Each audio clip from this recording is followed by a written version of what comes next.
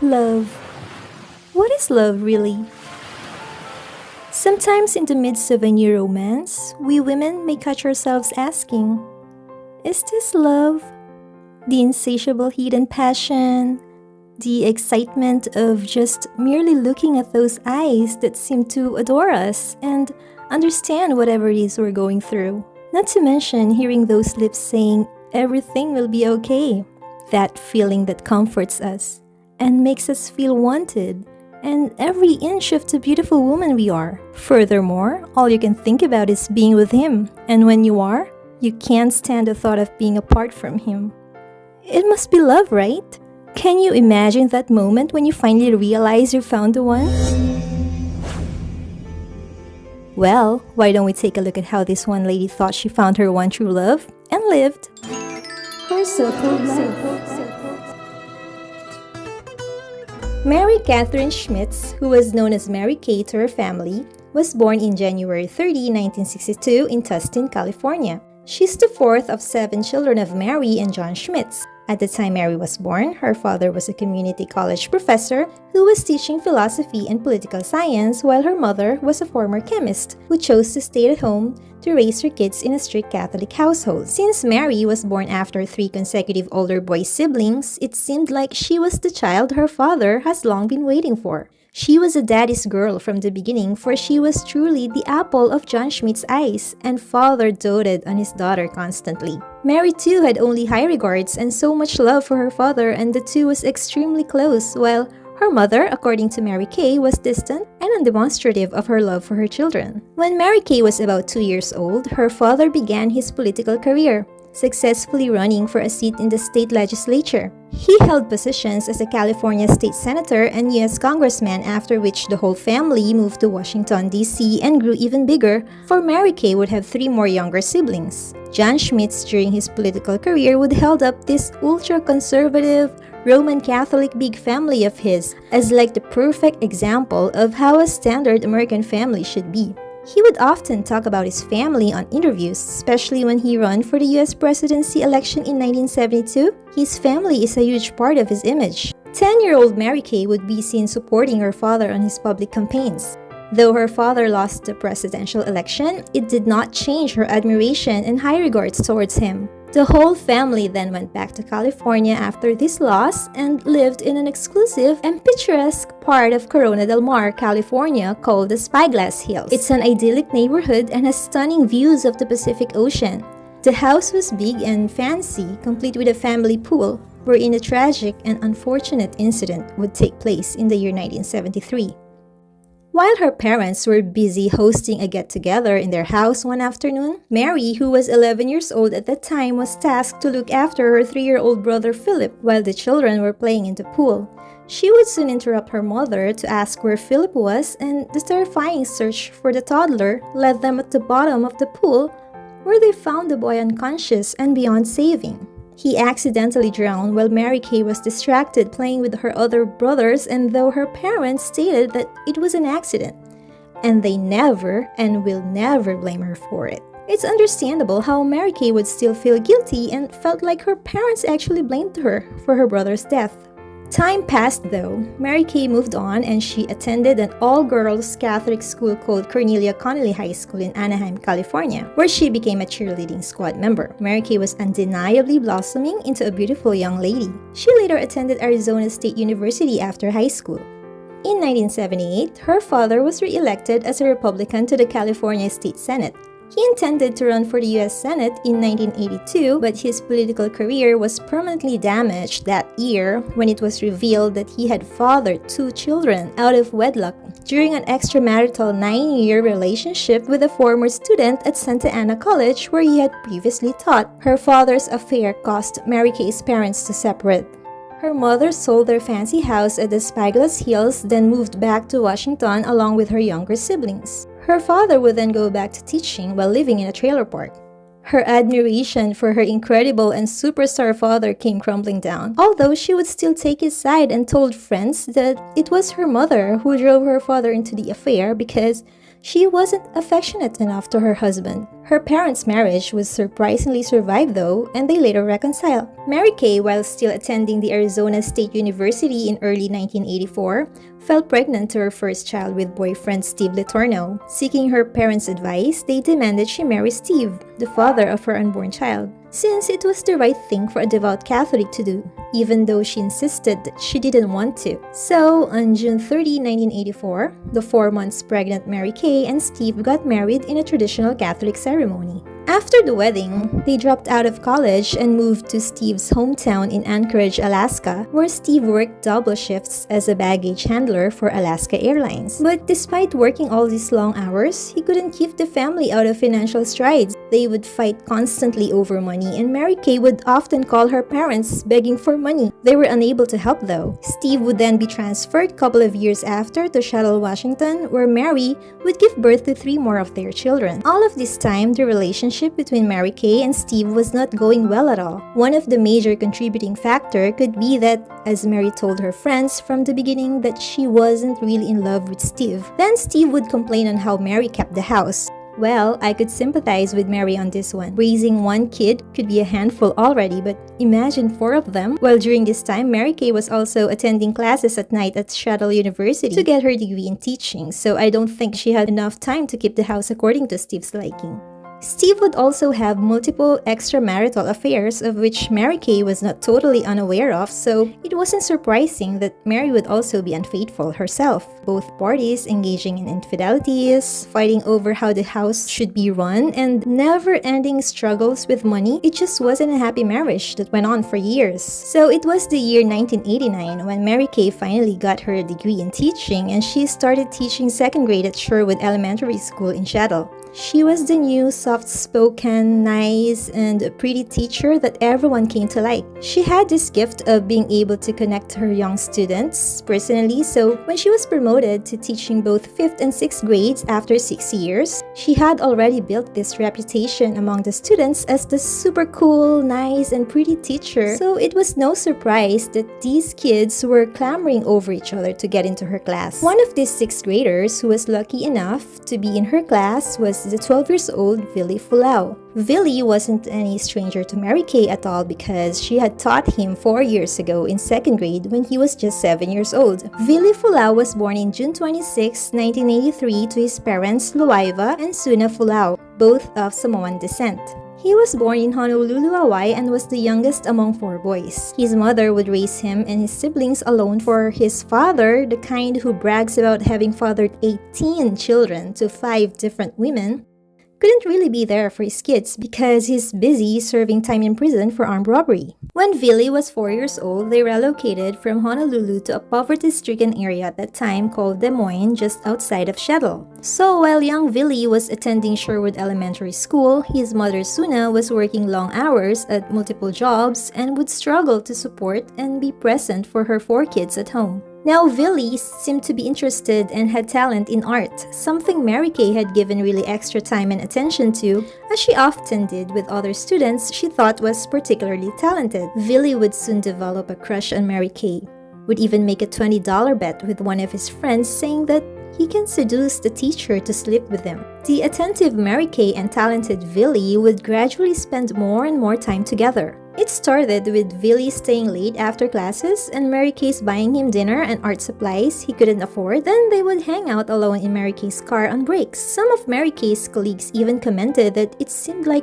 her and Vili are 2 teenagers flirting with each other. Mary Kay just shrugged this off, and then came summer break, when usually you wouldn't expect teachers and students to meet. Mary Kay and Vili spent more time together because they went on to enroll in an art class together at a community college. Mary Kay would even convince her husband Steve to let Vili come on a family vacation to Alaska. Aside from this, Vili and one of his brothers quite often hang out at Mary Kay's house with Mary Kay's older son Steve Jr., who was about their age. So during one of these nights when Vili was at Mary Kay's house and Steve was working his long hours as a baggage handler, and Mary Kay's kids were upstairs asleep in their bed, that their relationship became physical. The 12-year-old Vili, who wasn't getting a lot of attention from anyone at home, and then all of a sudden had this very pretty teacher giving him a lot of time and attention, had pretty much adored Mary by this time. While 34-year-old Mary Kay, who was stuck in a marriage with a man who is unfaithful and she claims she didn't love at all, had this sweet and talented young boy who looks at her like she's the most beautiful woman he'd ever seen. According to Mary Kay, that night that started with a kiss between her and Willie, she was very vulnerable and emotional because her father, John Schmitz, was just diagnosed with prostate cancer and had just few months to live. Mary Kay would later say in an interview about this first-time encounter, "He dominated me in the most masculine way that any man, any leader could do. I trusted him and believed in him and our future." Can you imagine these thoughts running through a 34-year-old while having intercourse with a 12-year-old kid? I have no words. So it wouldn't be long after this, on June 18, 1996, at 1:20 a.m., that Mary Kay and Willie was found by police in a car parked at the Des Moines Marina. Upon approaching, the police would see her jumping into the front seat wearing just a long t-shirt, while an obviously young male was pretending to sleep in the back. Mary Kay told the police that the boy is 18 years old and a family friend that had been at her house that night. But she and her husband had gotten into a fight that frightened the boy, so the boy took off. And since she felt concerned, she took off after him, and when she found him, that's when they ended up in the middle of the night by the parking lot. The story seemed not convincing for the officers, so the pair was taken down to the police station. At the car park, Mary Kay and Willie provided false names when asked for identification, and they lied about Willie's age, saying that he was 18.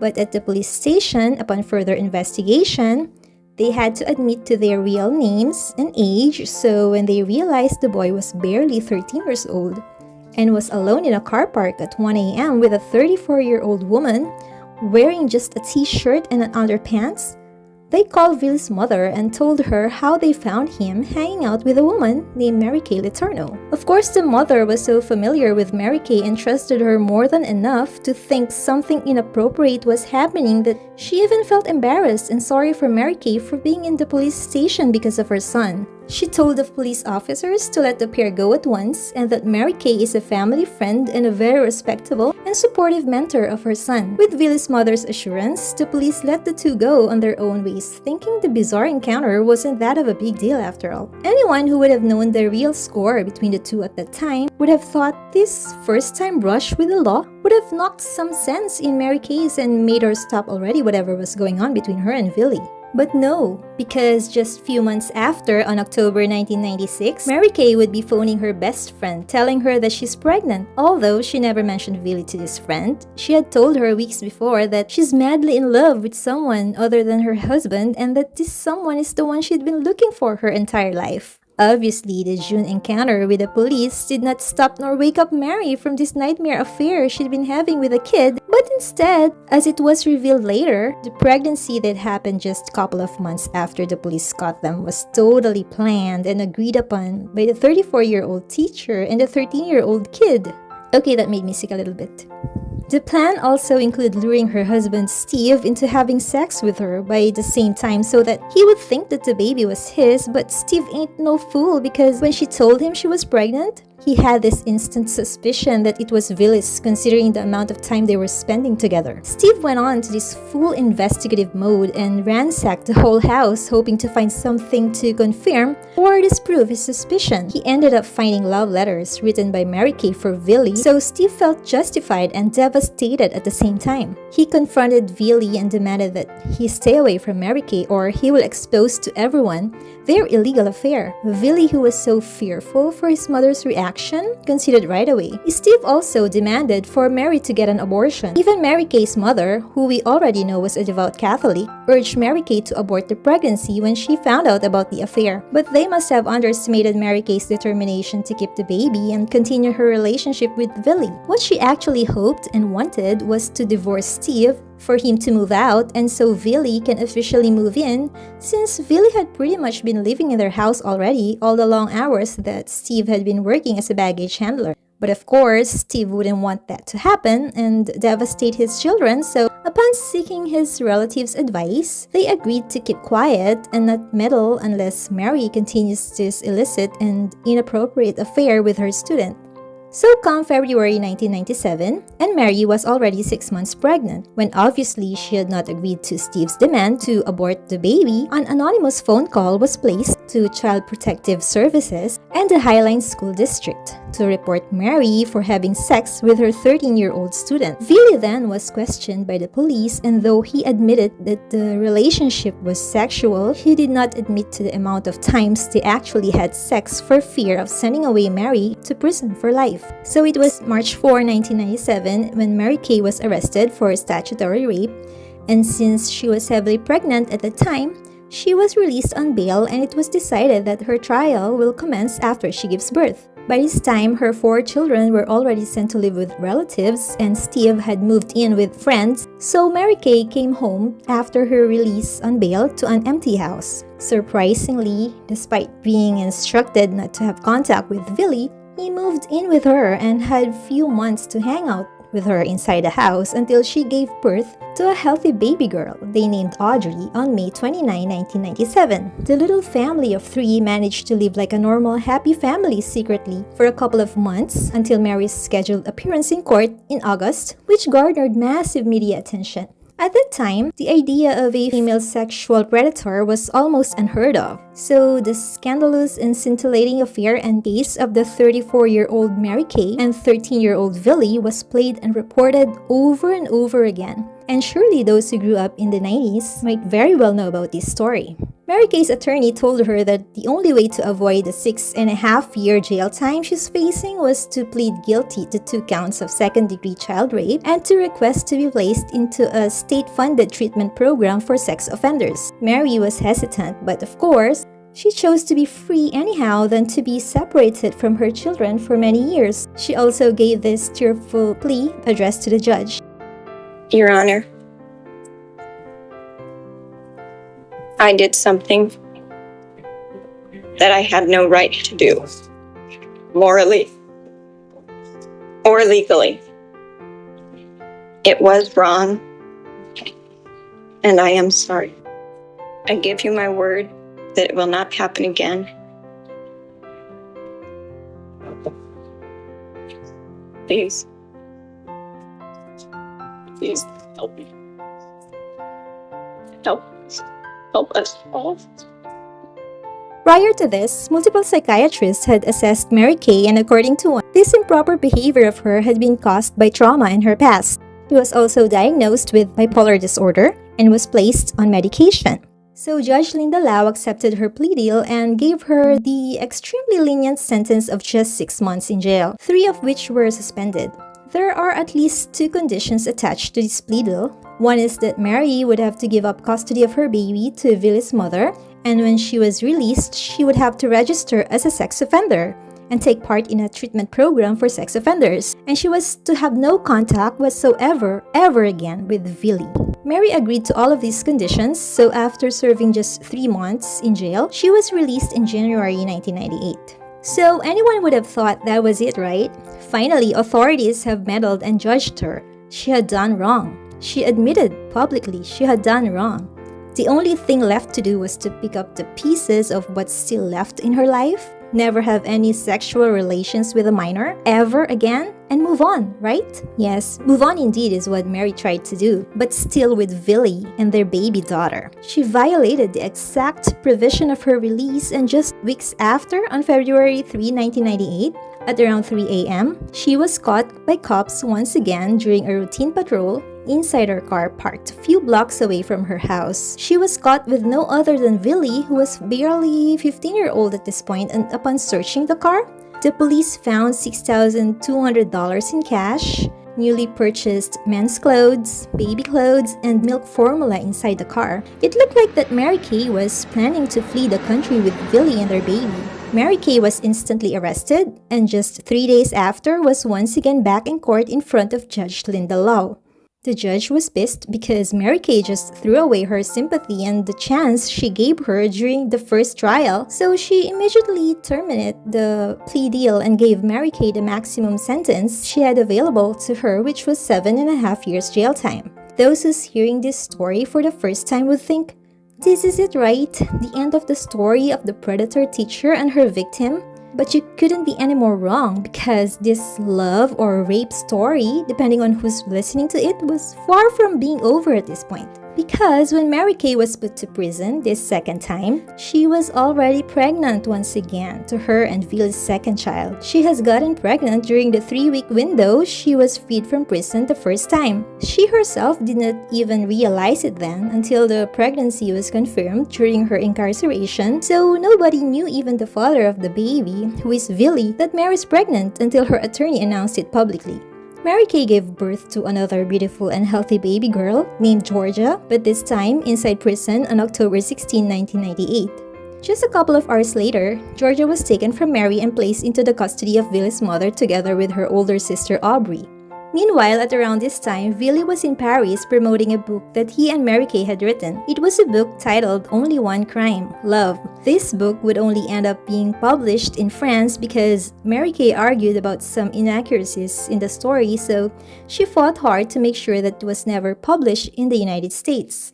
A couple of months before the release of this book, 15-year-old Ville, whose identity had not been revealed yet to the public, accepted a cash offer from a tabloid newspaper called The Globe for a tell-all interview about his supposed affair with Mary Kay. It's obvious how the media was pushing the story as a romantic tryst rather than a crime, as Mary Kay, having pled guilty and was literally currently incarcerated for child rape at that time. This photo of her holding Audrey, looking like more of a victim than a predator, made it to the front cover of People's Magazine.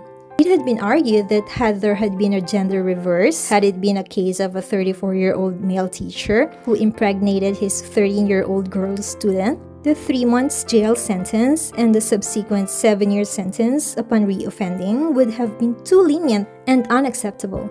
Somehow, a boy who is sleeping with a very attractive teacher is considered and viewed as damn lucky by most, especially his peers, while a young girl seduced by an adult is definitely a rape victim. Later on, Ville would say that during this time when Mary Kay was in prison was the darkest years of his life. He was a 15-year-old school dropout, navigating his role essentially as a single father to 2 daughters. He had no one to talk to about it, since all his friends were busy partying, going to school, and the likes. So in 2002, Ville and his mother sued the Des Moines Police Department and the Highline School District, saying that both of these organizations had failed to protect Ville from Mary Kay, and they were seeking $1 to $2 million in damages for emotional suffering, lost wages, and the cost of raising Ville's 2 daughters. According to Ville's mom, the police who caught Mary Kay and Ville inside the car the first time failed to disclose to her that Mary Kay lied about Ville's age. Apparently, she would have realized something's amiss had she known that.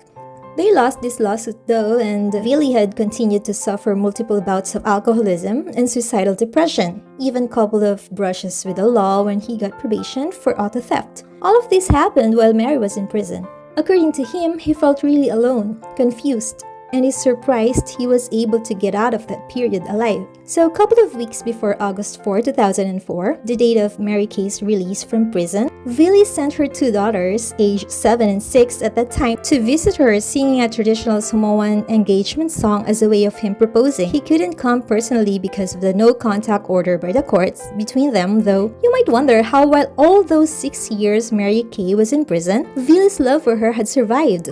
Well, it's because despite that no-contact order, Mary Kay was able to stay in contact with him through letters and phone calls she had other inmates made on her behalf. And through those, they were able to plan of getting married in the future. So Ville, who just turned 21, filed to reverse the no-contact order on the day Mary Kay was released. Seeing Ville as a fully grown adult at the time, the court agreed and lifted the order. Mary Kay then sat down for an interview with a popular TV show host Barbara Walters, and this is some of what she had to say. You had not been told that before? Oh, no. And at that very moment, I decided that I will go to prison so that I can pick up the phone and say, I love you to my children.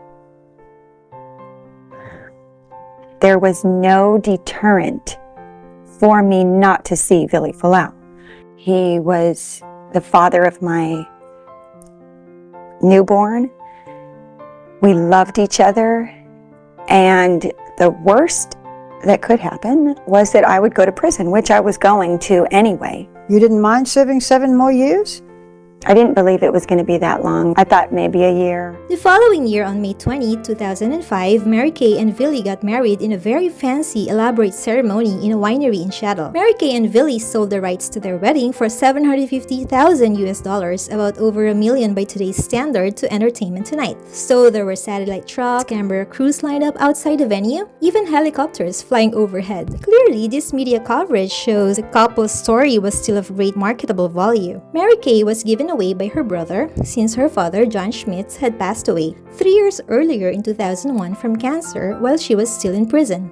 And Mary Kay's daughter from previous marriage was her maid of honor. One of her bridesmaids was a woman she had met in prison, and her two daughters with Billy, Audrey then 8, and Georgia 7, were her flower girls. Mary Kay, who was 43, vowed and told her 22-year-old groom, "My one true love, where you stay I will stay, and where you die I will die." There wasn't a dry eye in the room, according to one Wendy Crasciolo, Mary Kay's friend from college and guest in the wedding. As Mary Kay wasn't allowed to leave the state because she was still on probation, she and Billy weren't able to go on a fancy honeymoon after getting married, so they instead used the money from selling the rights to their wedding to start their new private life together on a waterfront property in Seattle. Mary Kay related on an interview a year after the marriage that they just do normal things as other families do, like going on dinner at their favorite Mexican restaurant and going to movie theater all together. She also said that all of her 4 children from previous marriage would sometimes stay with her and Billy and their 2 younger daughters at the 3-bedroom beachside house. It may sound finally a peaceful and ideal life, however, Billy was arrested and convicted for drunk driving the same year of that interview. And Mary Kay's 4 older kids from her original marriage, who initially made a big effort to reconnect with her and her new husband, might have felt like it was too big of a feat for all of them, so they seemed to end up in quite a strained distance relationship. Billy had gotten an interest and talent in music and DJing, so he worked at a Home Depot during the day, then DJ at night under the name DJ Headline.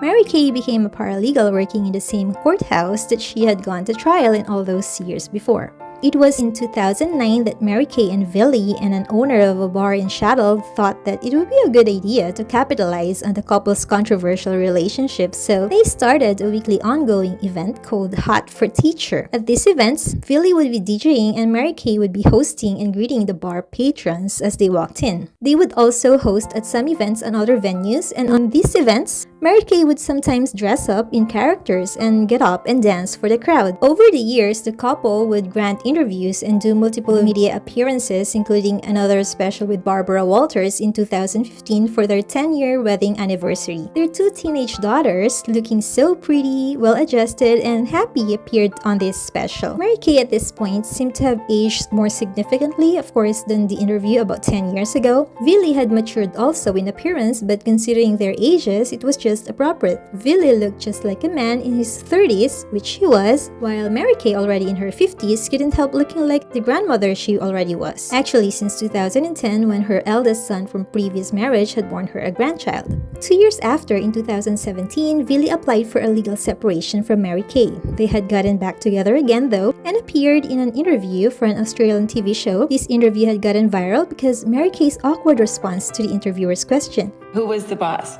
Oh, what was that? Who was the boss? What? Who was the boss back You know, then? there was me pursuing you. Who was the boss back then? But this is ridiculous. No, This who is was? ridiculous. Who was? Just say.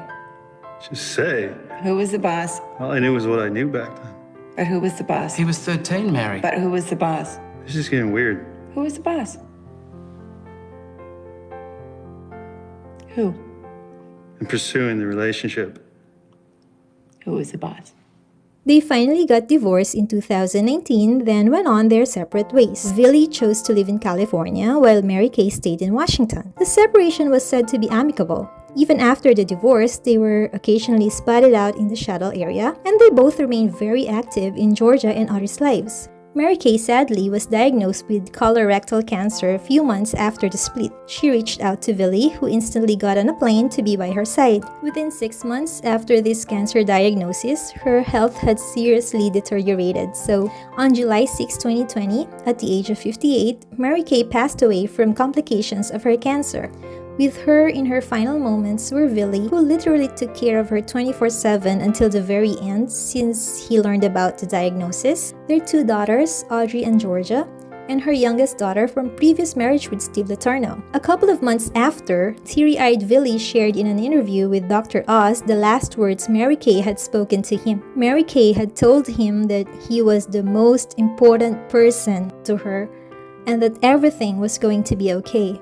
You know guys, just because of beautiful girls Audrey and Georgia, who appeared to have grown confident, healthy, and happy young ladies, I really hate to comment anything more hateful or negative towards Mary Kay, the mother who gave birth and raised them to be these lovely young ladies they are now. I have to say that if there are two positive, if not two great things that came out of this story, they're definitely Audrey and Georgia. But if you will ask me what would I do if I learned that my 13-year-old son had impregnated his 35-year-old teacher? Well, I'll make sure that she'll be in prison at once and would stay there at least until she's not capable of bearing a child anymore. So at least a minimum of 15 years prison sentence, I would say. As for their baby, I would totally get custody and raise her the best I can.